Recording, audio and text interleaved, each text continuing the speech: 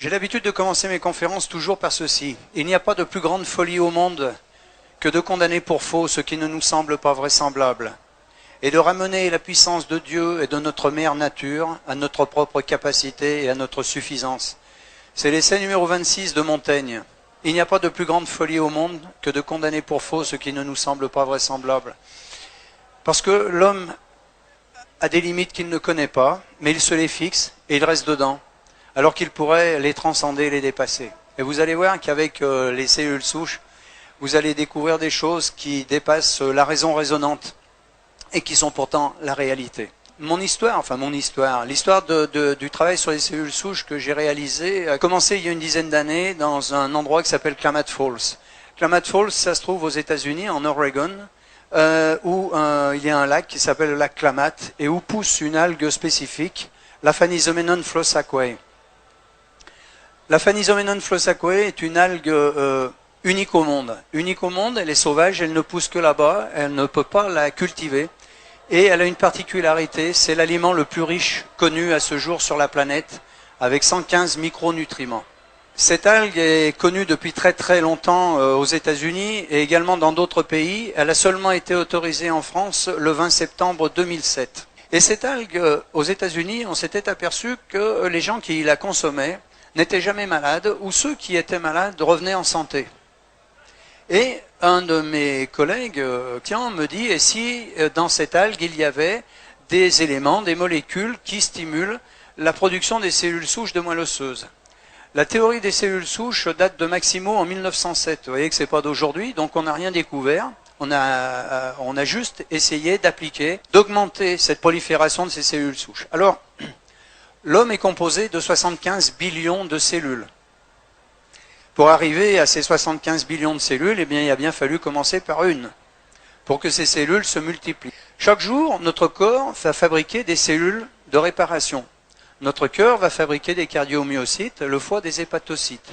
Mais le foie ne fabriquera que des hépatocytes et le cœur que des cardiomyocytes, parce que ces cellules sont différenciées. Ce sont des cellules d'organes. D'accord ? Et une cellule de cœur ne peut pas aller réparer une cellule de foie. Ou un foie. Et une cellule de foie ne peut pas aller réparer un cœur. C'est biologiquement impossible. Le corps génère en moyenne 25 millions de cellules de réparation par jour. Le cœur que nous avons aujourd'hui a totalement été restauré en 4 mois. En 4 mois, le cœur que nous avons aujourd'hui n'est pas du tout le même que celui que nous avions il y a 4 mois. Il en est ainsi de tous les organes et même du cerveau. Ce qui est étonnant dans le cerveau, c'est que ces cellules, les neurones et les cellules gliales se régénèrent en permanence et pourtant on a le souvenir de ce qui s'est passé il y a 1 an, il y a 2 ans, il y a 10 ans, il y a 20 ans. C'est un miracle.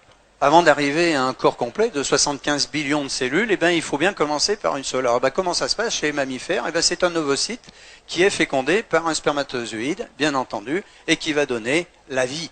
L'homme ne sait pas donner la vie. L'homme ne donne pas la vie. C'est un acte magique. Nous pouvons dupliquer, nous pouvons cloner. Nous ne pouvons pas donner la vie. On ne sait pas faire, ça ne nous appartient pas, grâce à Dieu. Cette cellule fécondée, cet œuf fécondé, cet ovocyte fécondé va se multiplier pour donner des cellules dites totipotentes. Et là, nous sommes dans les cellules souches, mais embryonnaires. Ces cellules souches embryonnaires vont ensuite se multiplier pour donner apparition de ces cellules pluripotentes qu'on va appeler des blastocytes, dans lesquels on va trouver des blastocèles. Puis l'embryon, le fœtus, puis l'humain. Les cellules totipotentes ici, ce sont les cellules embryonnaires. Totipotentes, ça veut dire toute potentialité.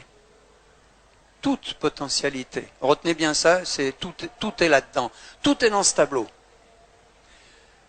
Cellule embryonnaire totipotente. Une cellule. Cette cellule, elle va se multiplier en deux. Une cellule souche mère et une cellule souche fille. Ces cellules vont à nouveau se multiplier en deux, puis en deux, puis en deux, puis en deux, à l'infini. D'accord ? Quand elles vont se multiplier, elles vont donner apparition à cellules pluripotentes. Pluripotentes. Plusieurs potentialités. Totipotentes, toute potentialité. Pluripotentes, plusieurs potentialités. Elles peuvent se multiplier et se différencier dans tous les types de tissus. C'est-à-dire qu'une cellule totipotente ou pluripotente peut faire du cerveau, du foie, du pancréas, de l'œil, de l'estomac, de l'intestin, tous les organes. Ça, c'est scientifiquement prouvé. On a pensé, jusqu'à il y a quelques années, que les cellules souches pluripotentes n'avaient pas les potentialités des cellules totipotentes. Parce que là, nous sommes dans les cellules embryonnaires, là, dans les cellules souches adultes. Or, elles peuvent se multiplier et se différencier dans tous les types de tissus. Cela, aujourd'hui, on le sait. Ces cellules vont à nouveau continuer à se multiplier par deux pour donner apparition des cellules multipotentes, multiples potentialités. Mais là, attention, elles ne peuvent se renouveler que dans certains types de tissus, et on va le voir dans le schéma suivant, on reviendra sur le schéma après, dans un feuillet, dans un certain type de feuillet embryonnaire. Puis ensuite, ces cellules vont se multiplier à nouveau pour donner naissance à des cellules différenciées, c'est-à-dire des ostéocytes, des cardiomyocytes, des hépatocytes. Mais une fois que les hépatocytes seront faits, aujourd'hui, dans l'état de nos connaissances, ils ne peuvent pas revenir en arrière. C'est-à-dire qu'un hépatocyte ne peut faire que du foie. Et ces cellules de foie vont se multiplier, on connaît ça depuis très longtemps, le foie est un organe qui se régénère très très vite, en permanence. Donc voilà l'œuf ici fécondé, le zygote, l'ovocyte, qui va, une fois fécondé, va donner apparition, naissance à des blastocytes dans lesquels on va trouver une trentaine de blastocèles. Ces blastocèles vont se multiplier et puis vont migrer, soit dans l'endoderme, soit dans le mésoderme, soit dans l'ectoderme. C'est ce que je vous disais dans le tableau précédent, c'est-à-dire que cellules multipotentes peuvent se renouveler qu'en certains types de tissus. C'est-à-dire, une fois qu'elles seront ici, elles ne pourront se renouveler dans l'endoderme que dans du poumon, du tube digestif ou du foie. Le tableau n'est pas exhaustif, hein, d'accord? Par contre, si elles sont parties pour faire du mésoderme, dans ce feuillet embryonnaire dit mésoderme, elles ne pourront faire que du rein, du cœur, de la moelle et du sang, du muscle ou de l'os. Mais la même, elle peut faire de l'os ou du rein ou du muscle ou du cœur. D'accord? Si elle est partie là, elle fera du tube digestif ou du poumon ou du foie. Mais une fois qu'elle est partie ici, elle ne peut plus être là. Hein. Et si elle part dans l'ectoderme, elle fera de la peau, du cerveau ou des nerfs. D'accord? Mais une fois qu'elle sera ici du nerf, on revient là, elle est différenciée. Elle ne peut plus revenir en arrière. Vous allez comprendre ce que sont les cellules souches, c'est très simple, c'est très facile. Quand j'étais petit garçon, et puis je suppose que tous les petits garçons, enfin tous les hommes ici aujourd'hui, quand on était petit, on joue avec des lézards, on les attrape par la queue et les lézards ils cassent leur queue. Et la queue du lézard repousse. Cellules souches qui font repousser la queue du lézard. Donc vous avez vu, on va revenir, hein, mais c'est simple. Cellules souches ici, totipotentes embryonnaires, cellules souches pluripotentes, ce qu'on va appeler adultes, cellules souches adultes, que l'on va trouver beaucoup dans la moelle osseuse, mais également dans le cerveau. Mais il est plus facile de travailler sur de la moelle osseuse que de travailler sur du cerveau. Imaginons, et ça c'est fait, bien entendu, que ces cellules souches de moelle osseuse, on vienne les prélever avec une seringue, on les cultive, on les multiplie dans des boîtes de, ce qu'on appelle les boîtes de pétri, on les nourrit, on les fait se multiplier, et une fois qu'elles sont multipliées par milliers, par millions, on va les réinjecter dans l'organe qui est malade, et ces cellules souches de moelle osseuse que l'on a prélevées, qu'on va réinjecter dans le cœur, vont faire du cœur. Mais si on les avait réinjectées dans le foie, elles auraient fait du foie. Au bout de quelques jours, et vous allez voir des photos dans quelques instants, des vraies photos, eh bien au bout de quelques jours, le cœur est entièrement reconstitué. Vous voyez qu'il n'y a même pas de traces de cicatrice, il n'y a pas de nécrose au niveau du cœur. Si ça avait été dans le foie, elle aurait fait du foie, réparer complètement le foie. Alors, les petits points bleus ici, ce sont les cellules souches qui, naturellement, tous les jours, nous en relarguons environ 3 millions de cellules souches de moelle osseuse. Hein, environ 3 millions. Tous ici, c'est une moyenne. Et ces cellules souches, de manière naturelle, migrent à travers l'os et vont circuler dans la circulation sanguine.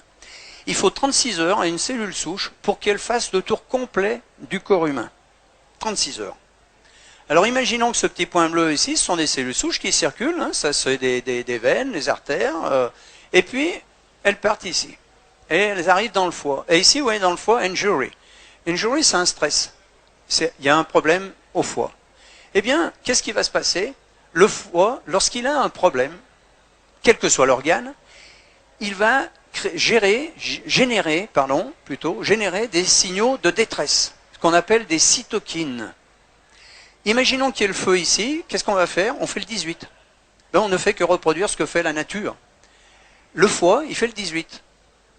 Les cytokines vont appeler au secours. Donc, les cellules souches sont les pompiers, elles arrivent ici. Elles arrivent ici et elles vont réparer le foie, parce que le foie a appelé. Mais elles ne vont pas réparer ça comme ça par hasard. Et là, je vais vous montrer un tout petit morceau de film. Regardez-le bien, c'est assez impressionnant. Vous avez ici une cellule souche et ici ce qu'on appelle une cellule d'adhérence. Parce que les cytokines, ce sont ces signaux de détresse. Mais la cellule souche, quand elle va passer, elle va passer. Et comment elle va faire pour faire du foie? Eh bien, il faut qu'il y ait une cellule, ce qu'on appelle les cellules d'adhérence, qui vont les coopter.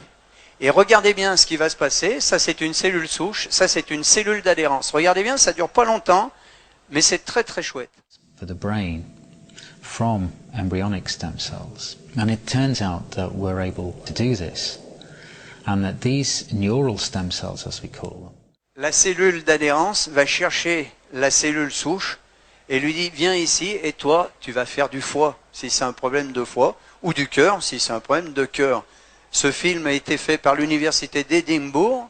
C'est pas moi qui l'ai réalisé, mais je trouve que le petit morceau, bon, tout le reste, c'est très très chouette, mais celui-là est particulièrement beau. Donc cette cellule, ici, elle va passer, elle va arriver là parce qu'il y a eu des signaux de détresse des cytokines, et au moment où elle va passer là, il y a une cellule d'adhérence qui va la coopter, et pour dire, toi tu restes là, tu fais du foie. Et puis, il y en a beaucoup qui arrivent, et puis elles ressortent, soit parce que le problème est réglé, soit parce qu'il n'y a pas suffisamment à ce moment-là de cellules d'adhérence, donc elles vont refaire un tour.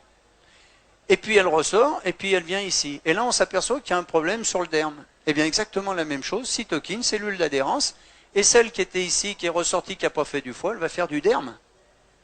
Et si au lieu de venir ici, elle était partie là, eh bien, vous voyez, de l'intestin, cytokine, cellule d'adhérence, et elle va faire de l'intestin. Celle, quand elle est ici, elle ne sait pas si elle va faire du foie, de l'intestin ou du derme. Elle peut tout faire. Pluripotente. C'est merveilleux. C'est merveilleux. Donc nous avons, chaque jour, 3 millions de cellules souches que nous libérons et qui sont capables de nous réparer. Lorsque l'on se blesse, je prends la main, c'est plus facile pour moi pour vous montrer, on se blesse à la main, eh bien vous savez qu'au bout il va y avoir du sang, et puis ça va coaguler, il va y avoir une croûte, et quand la croûte tombe, c'est réparé. Eh bien il y a des cellules souches évidemment de l'épiderme, et du derme si c'est profond, de l'épiderme en surface, qui sont venues réparer, mais également des cellules souches de moelle osseuse. Ah, c'est bien, vous dites ça, mais vous pouvez le prouver. Eh bien c'était tout le but du travail, c'était de prouver que c'était bien des cellules souches. Alors comment on fait? Eh bien c'est très simple. Alors un petit schéma ici, pour vous rappeler, si on parle bien de moelle osseuse, pas de moelle épinière, les cellules souches de moelle osseuse migrent à travers l'os, et ces cellules souches peuvent faire du muscle squelettique, des cellules épithéliales, des neurones, des cellules gliales, du muscle cardiaque, de la graisse, des globules rouges, des globules blancs, du cerveau, du foie, etc. Les mêmes. Les mêmes. Nous étions convaincus de ça, mais il fallait le démontrer. Donc nous avons demandé au professeur Orlik, vous voyez Orlik ici, le professeur Orlik, il travaille à l'université dans l'Illinois, et on lui a demandé, parce qu'il ne faut pas être à la fois juge et partie, il faut demander à l'extérieur, monsieur le professeur, est-ce que vous pouvez prouver que ce que l'on dit est vrai? Donc il a fait les essais. Alors qu'est-ce qu'il a fait? Eh bien il a provoqué une centaine d'infarctus du myocarde sur des souris. À ce moment-là, le professeur Orlik sépare ces 100 souris en 2 lots de 50. Il les remet dans leur cage, et dans les premières, il les remet dans leur cage et il leur donne à manger de la nourriture comme d'habitude. Et on s'aperçoit que 27 jours après, du groupe contrôle, il y a une scarification terrible au niveau du muscle ventriculaire, vous voyez en bleu ici, une toute petite reconstruction en rouge sur uniquement 17% de survivants. D'accord? Infarctus du myocarde, et on les laisse se débrouiller, on ne change rien au régime alimentaire. Sur le deuxième lot de souris de 50, le professeur Orlik les remet également dans leur cage, mais là, cette fois, il adjoint à la nourriture des molécules que nous avions isolées de l'algue bleu vert dont je vous ai parlé au départ. C'est pour ça que je vous ai rapidement parlé de l'algue bleu vert. Nous isolons 2 molécules et on la rajoute à la nourriture. Et qu'est-ce qui se passe quand on rajoute ces 2 molécules à la nourriture? 27 jours après, du groupe contrôle, Orlik, renouvellement total du muscle ventriculaire. Vous voyez, aucune scission, la cicatrice a complètement disparu. Ce sont des vraies photos, ça, hein, c'est pas des photos de montage. 73% de survivants contre 17%. Il n'y a pas d'effet placebo chez les animaux. Donc l'écart est réel. 17% chez celles qui se débrouillent toutes seules avec une toute petite, vous avez vu, revascularisation, un tout petit muscle. Là, le muscle est entièrement refait en 27 jours. Ah, c'est bien. Donc, c'est ça, 73% contre 17%. Oui, mais c'est un constat. C'est pas une preuve. Ah, vous avez raison. C'est pas une preuve. On peut faire ça à l'infini, ça ne sera jamais une preuve. Alors comment prouver que c'était bien des cellules souches qui arrivaient de la moelle osseuse? Eh bien, je le dis dans toutes les conférences, lorsque j'étais plus jeune, à partir de l'âge de 15 ans, dans les 63, eh bien, je faisais de la spéléologie. Et quand on perdait une rivière souterraine, on mettait dans l'eau de la rivière un produit qui s'appelle la fluorécéine. Cette fluorécéine, c'est un produit qui est indélébile et que l'on va retrouver 100 mètres, 500 mètres, 5 km, 10 km, 20 km, 30 km plus loin, quand l'eau va résurger. Et quand cette eau va résurger, va ressortir de la terre, dans un lac ou dans une rivière, on va voir que cette eau est fluorescente. C'est la preuve qu'elle vient bien de l'endroit où on a mis la fluorécéine, elle est passée dans la terre et elle ressort. Eh bien, on a fait exactement la même chose. Le professeur Orlik a simplement mis un produit fluorescent dans la moelle osseuse, que l'on appelle le test d'immunofluorescence. On provoque un infarctus du myocarde, ou peu importe l'accident, et à ce moment-là, on attend, et on regarde ce qui se passe, et 36 heures après, alors bon, ça c'est un dessin bien entendu, le cœur humain, il y a un infarctus du myocarde, et 36 heures après, qu'est-ce qu'on s'aperçoit? Que 30% des cellules de réparation étaient fluorescentes. Donc elles venaient bien de la moelle osseuse, elles avaient migré, et pour venir réparer le problème, grâce aux cytokines qui appellent, et aux cellules d'adhérence. CQFD. La démonstration était faite que c'était bien ça. Alors notre but à nous, c'était de dire, eh bien, puisque nous avons 3 millions de cellules souches de réparation, et que manifestement ça ne suffit pas, surtout lorsque l'on vieillit, pour ça que l'on vieillit, est-ce qu'il n'y aurait pas dans cette algue bleu-vert des éléments qui permettent de stimuler l'augmentation de ces cellules souches et leur prolifération? Eh bien oui, et on avait isolé à l'époque 2 éléments qui ont permis d'augmenter cette production et cette migration de 30%. C'est-à-dire qu'au lieu d'avoir 3 millions de cellules de réparation quotidiennes, comme je vous ai dit tout à l'heure en moyenne, eh bien on en avait 3 millions 9. Donc on avait 900 000 cellules souches de réparation supplémentaires. Donc c'était déjà un grand progrès. En 2007, j'arrête de travailler avec l'équipe d'Oregon et de Californie, c'était la même, on travaillait dans les 2 universités. Et là, je vais travailler avec le professeur Paul Raoul Sandberg à l'université de Tampa, en Floride. Tampa, c'est la 9e université des États-Unis. Et là, on va rajouter au produit de Paul Raoul Sandberg de l'université de Floride le noyau cellulaire, le cœur de la phanisoménon, isolé avec l'éthanol. Ça veut dire qu'aujourd'hui, au lieu d'avoir 3 millions de cellules de réparation quotidiennes, on en a 5 millions 4. Ça change beaucoup de choses. Ça veut dire qu'on est capable vraiment de se régénérer beaucoup plus vite et beaucoup mieux. C'est un phénomène naturel. Il n'y a, depuis 10 ans, aucun épuisement de la production de ces cellules souches de moelle osseuse. C'était les questions qu'on a pu se poser pendant 2 ans, 3 ans au départ. Mais est-ce qu'un jour, on ne va pas épuiser? Non. C'est comme le sang. Quand vous êtes donneur de sang, on vous prend un quart de litre de sang. 3 jours après, votre sang il est entièrement reconstitué. Eh bien là, c'est la même chose. Au bout de quelques heures, les cellules souches sont à nouveau reconstituées, etc. Il n'y a pas d'épuisement du trop de prolifération des cellules souches. Donc on a mis un produit au point qui s'appelle le Synerstem que vous avez ici, qui est donc à base de myrtille, de thé vert, de bleuet, de carnosine, de vitamine D3 et du cœur de la phanisoménon. Uniquement le cœur, hein, je ne parle pas de la totalité de la plante, uniquement le cœur. À quoi servent les cellules souches? C'est scientifique ça, c'est éprouvé. Vous avez en blanc la bibliographie. Alors vous voyez que les travaux datent de 2003, les premières publications 2002-2003, puisqu'on a commencé en l'an 2000. Et les publications, les premières ont commencé en 2002-2003, sur les cellules souches de moelle osseuse, hein, je parle bien, pas les cellules souches embryonnaires. Accidents vasculaires cérébraux, vous connaissez les AVC, utilisés sur les AVC. Les cellules souches adultes du cerveau, de la moelle osseuse et du sang de cordon ont un effet thérapeutique. Les cellules colonisent spontanément la lésion. Publication. Les diabètes, insulino ou non insulino-dépendants. Les cellules souches adultes du foie, du pancréas peuvent former des îlots de Langerhans. Les îlots de Langerhans, c'est dans le pancréas, c'est ce qui permet de traiter le sucre, c'est pour ça que ça agit sur le diabète. Publication scientifique à chaque fois, c'est pas nous ça. C'est à partir des travaux, hein, mais c'est pas nous qui avons écrit. Sur les blessures de la moelle épinière, les cellules souches adultes sont capables de se multiplier et de rétablir la connexion. Lésions cardiaques. Les cellules souches adultes de la moelle osseuse et du muscle peuvent réparer les lésions après un infarctus du myocarde. Vous l'avez vu sur une photo, enfin un montage, des images, mais c'est exactement comme ça que ça se passe. Nous, au lieu de les prélever, de les injecter, on les fait sortir. Nos produits sont végétariens et nous avons également les attestations halal et kasher, ce que nous sommes dans le monde entier. Sur la maladie de Parkinson, Alzheimer, sclérose en plaques, sclérose latérale amyotrophique, fibromyalgie, amyotrophie spinale infantile. Les cellules souches adultes du cerveau peuvent former tous les types de neurones, migrer dans le cerveau pour réparer les lésions et prévenir la perte de neurones. Publication. Une équipe de Los Angeles du centre médical Cedars-Sinai a montré la réversibilité des symptômes chez le premier patient parkinsonien traité avec ses propres cellules souches nerveuses, en avril 2002. Ce sont nos propres cellules souches. On les prend à personne d'autre. Donc elles sont forcément compatibles. Il n'y a pas de problème là. Elles sont biologiquement compatibles.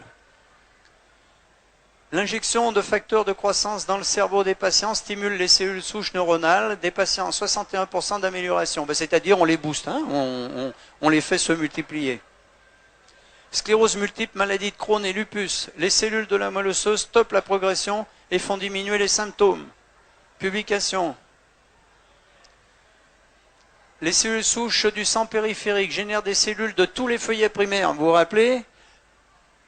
Endoderme, mésoderme, ectoderme, les trois feuillets. De tous les feuillets primaires, y compris des cellules endothéliales, des cellules neurales et des cellules de foie. Les cellules souches adultes de la moelle osseuse recréent des neurones dans le cerveau humain. Jusqu'à il y a 10 ans en arrière, on pensait qu'on naissait avec un capital de neurones, vous savez, on l'a tous entendu, puis que tous les jours, on en perdait un certain nombre. Mais on serait tous gaga. Donc c'était pas possible, mais on pensait que c'était comme ça. Et en réalité, les neurones se reproduisent eux-mêmes. Et les neurones sont aussi capables de faire n'importe quelle cellule du corps humain. C'est une particularité. C'est comme dans les cellules souches de moelle osseuse. La transplantation de cellules souches de moelle osseuse adultes répare les tissus cardiaques chez les patients. Les cellules souches adultes de la moelle osseuse forment du foie, de la peau, du tube digestif chez les patients et participent à la formation de tous les tissus du corps humain.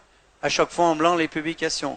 Une unique cellule de moelle osseuse d'une souris adulte forme de la moelle fonctionnelle, des cellules sanguines, du foie, du poumon, du tube digestif, de la peau, du cœur et du muscle squelettique.